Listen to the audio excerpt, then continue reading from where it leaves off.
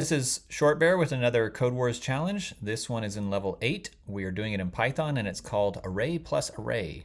And as always, there's a link to the challenge in the show notes right below the video if you want to try it out before watching the solution or a solution.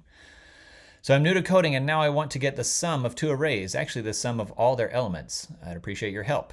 So each array includes only integers, the output is a number. Okay, so we have basically two arrays, or in Python they're called lists. So there's array 1, there's array 2, and they're both full of integers. So in Python, this is actually going to be pretty straightforward.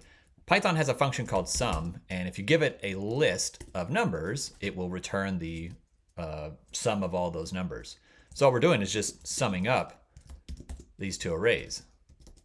So we're summing up array 1 plus array 2. So don't forget at the beginning here we have to return that result. And let's test this out. So far so good. Let's do a submission. And great job if you got it.